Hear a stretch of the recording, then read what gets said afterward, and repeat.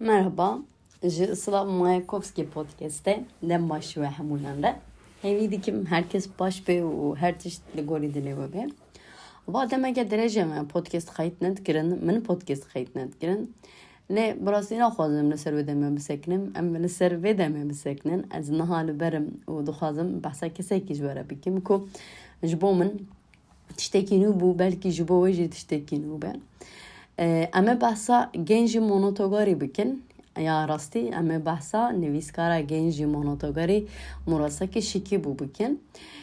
Kesin ku kêm zêde bi wê jê re alaqedar bin gencî monogatarî yan jî çîrokên genjî hikayelerî ev bihîstine niha di wê jê cîhanê de wek ji pêşengên wek ji yekem pêşengên romanê tê qebûl kirin û gelek têz û gelek pirtûk û gelek tişt li ser tên gotin. Tiştek ku genjî monotogarî bi qîmet dike. Helbet wextê wê nivîsandinê ye berî vê hezar salî hate nivîsandin. Naveroka wê ku behsa jiyana rojaneya qesrê dike ku di sala hezar û dehan de di qesreke Japonyayê de derbas dibe. Her wiha nêrîna nivîskar e ji ber ku nivîskareke nivîskarek cudaya ji wan nivîskareke din û bi çavê jinekî dinyayeke di nava qesrê de vegotiye.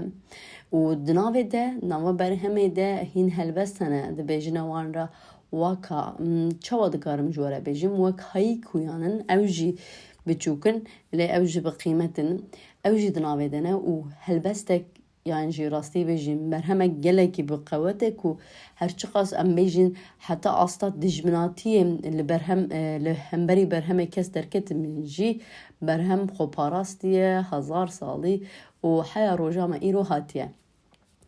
Li ser berheme gelek rexne, gelek şîrov ve gelek têz hene min got ji xwe.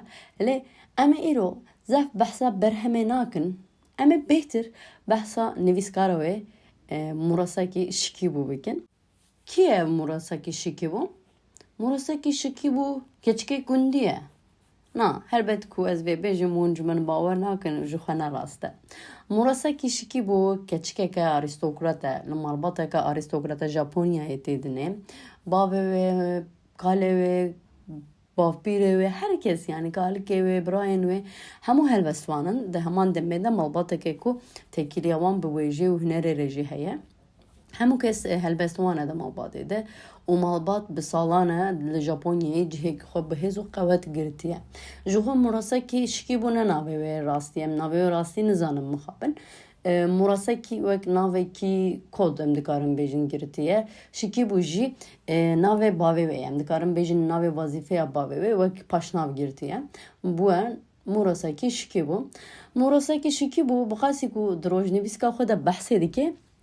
Rojnivîska wê heye bi rastî ji tişek gelek xweş e bifikirin berî vê hezar salî jinek li Japonyayê rûniştiye û rojnivîskên xwe nivîsandiye û em jî îro dikarin vê yekê bixwînin berhemek gelek jî hatiye û bi rastî gelek çawa bêjim hûrgiliyên jiyana rojane ya Japonyayê û gelek tiştên dî mirov dikare di vê rojnivîskê de bibîne.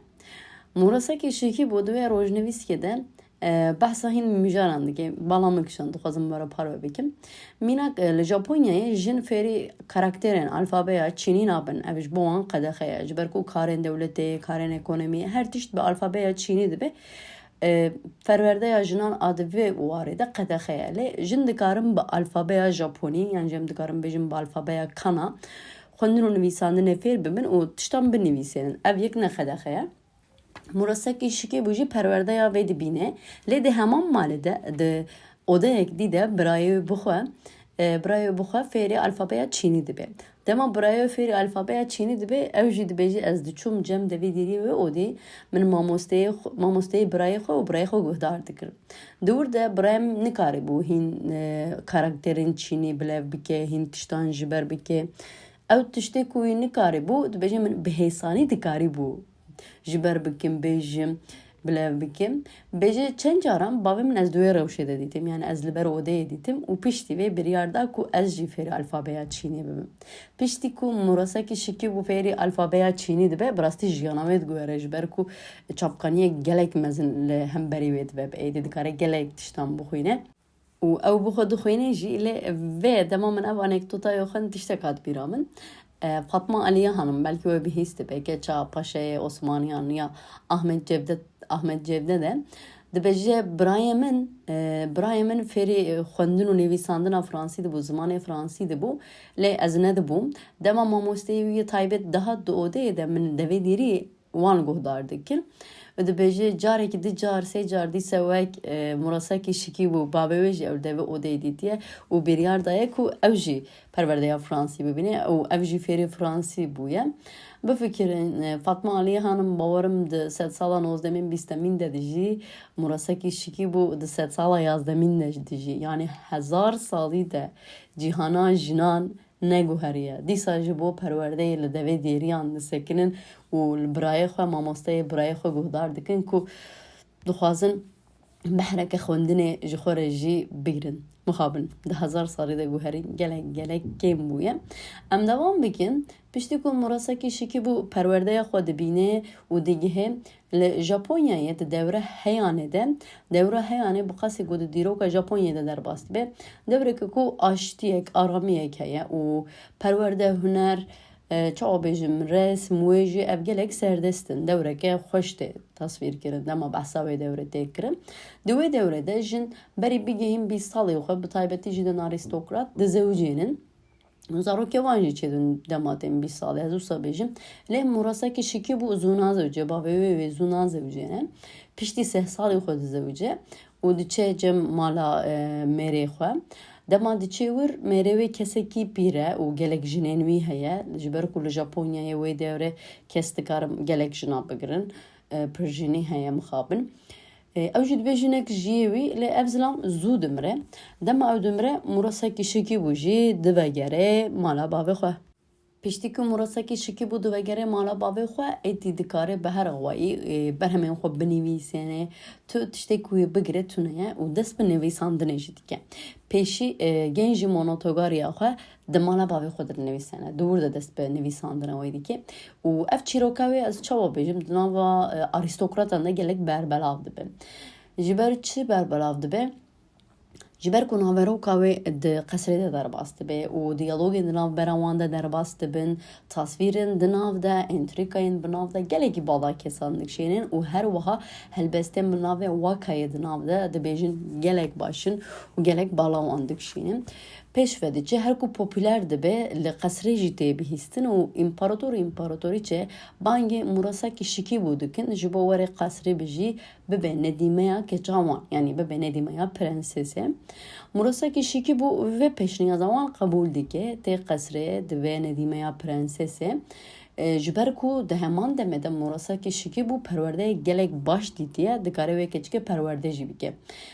Dîsa em ji rojnivîska wê fêr dibin ku prenses jê dixwaze wê jî fêrî alfabeya çînî bike lê divê ev ders gelekî veşartî bin yani divê ti kes vê nebihîze tiştekî qedexeye dibêje dema ti kes nîm bû li derdorê ti kes xuya nedikir li devê dîrî ti xulam nîm bûn min alfabeya çînî karakterên çînî fêrî prensesê dikir û prenses jî bi dilxweşî dixwest va bibihîze.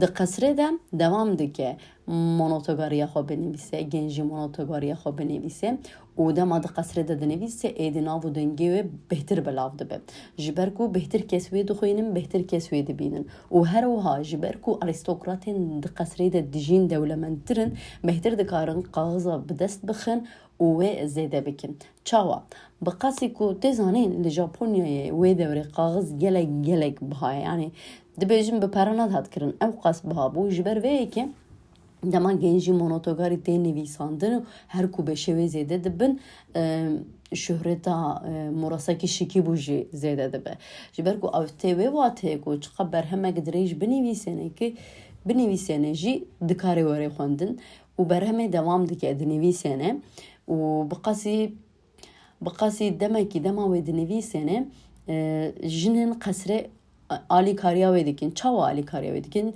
ew dibêje tên nivîsandin dibêjin dewra heyanê de di aliyê jinan de di qesrê di daîre hebûn daireyeke çîrok dinivîsandin û daireyekî jî helbest dinivîsandin ew zêde dikirin û piştre ew tiştek ku dinivîsandin او برهمه کود نویساندن دخستن رولو و دخستن قوتیانده و آریستوکراته کود دروی قصری را دجین دشینن او جی تیوی واته کو چیروک genci monotogari demek nezde ji qesret derkeve û li hemû welat belav dibe.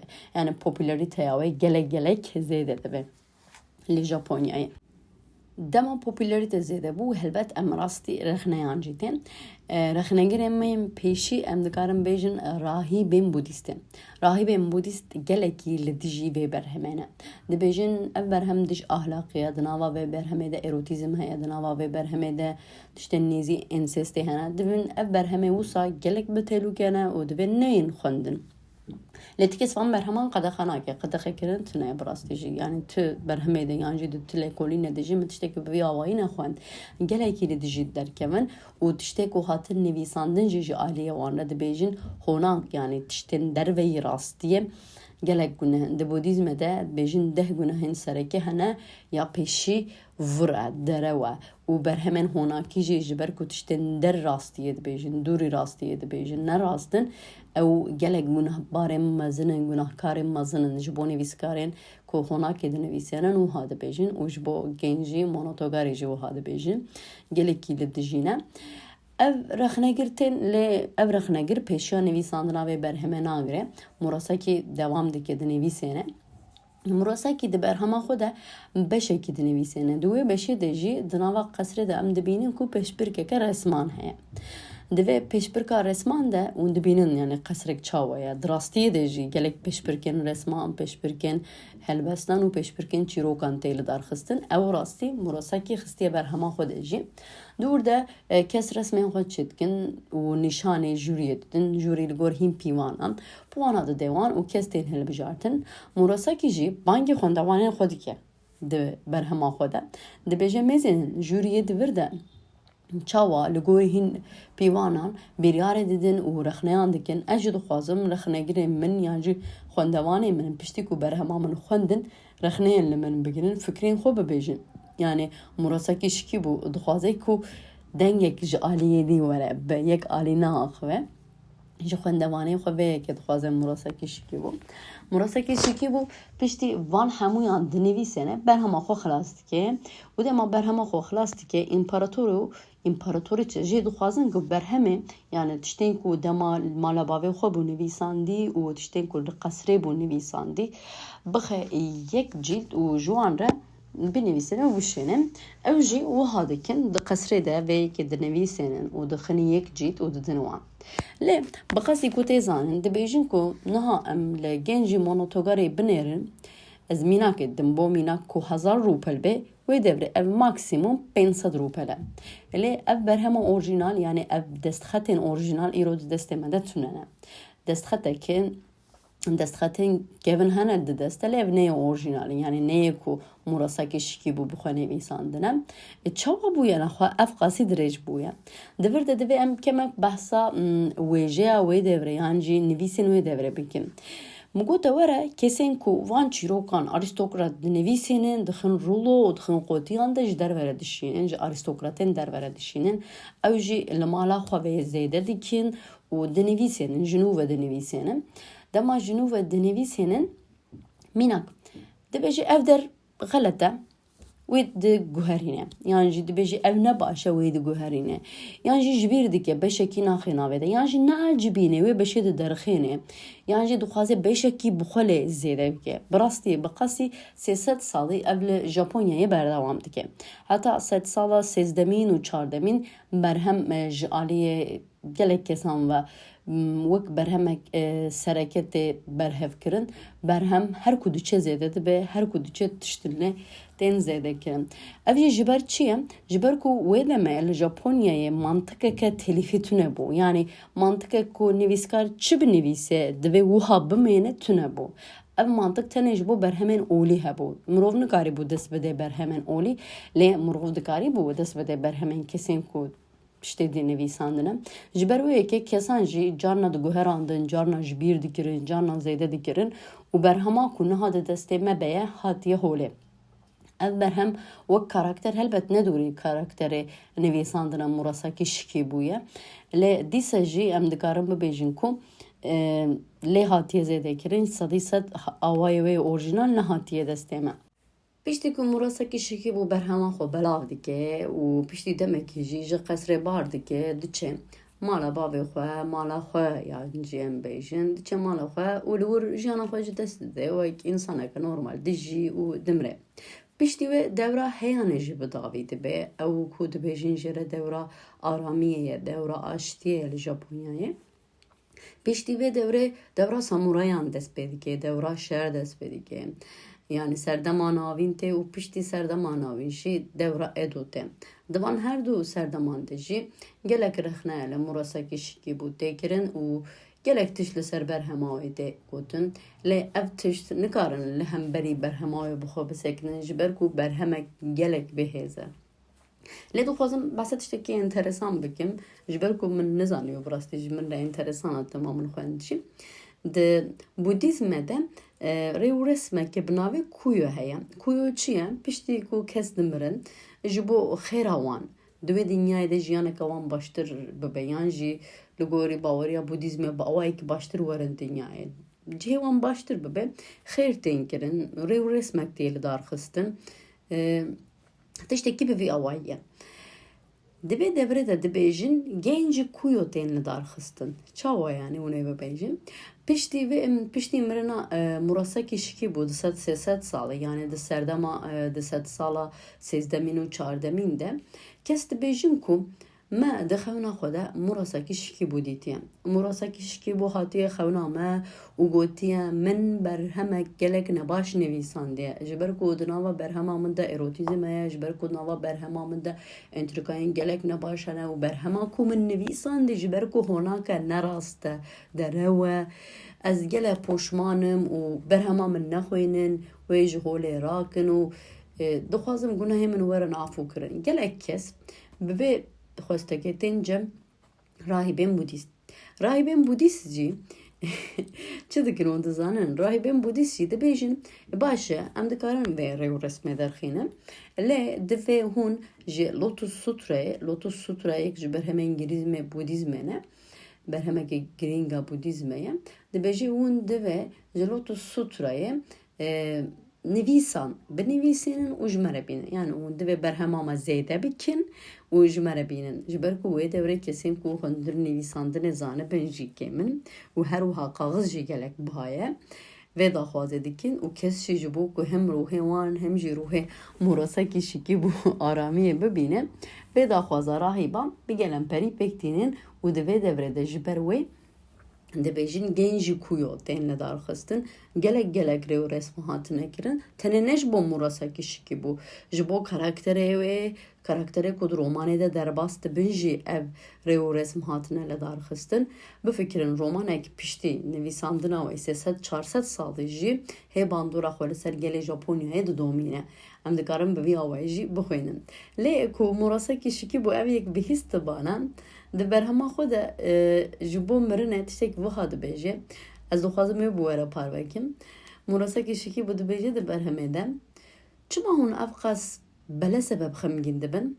Her zelaliyek encameke teqeziyê ye. Di vê dinyayê de bi rastî tiştek tune ku jêre şîn werê girtin. Lê helbet ev kes van tiştan li pêş çavan nagirin û dinyayek ku ji xwe re ava kirine li pey diçin. Piştî ku murasekî şikî bû mir 300-400 sal derbas bûn û kesan de berdewam kir berhema wê xwend qedrê berhema wê qet kêm nebû.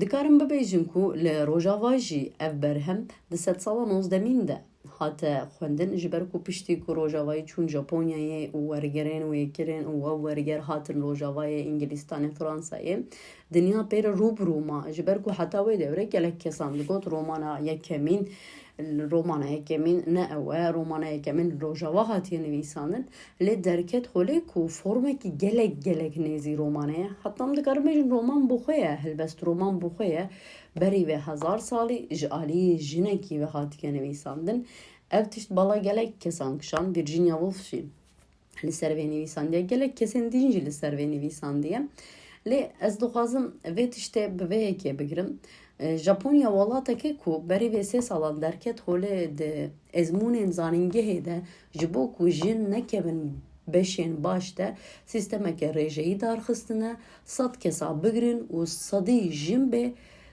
ew kêm kirine û 10 jin xistine de ji bo ku jin cihên baş bi dest nexin.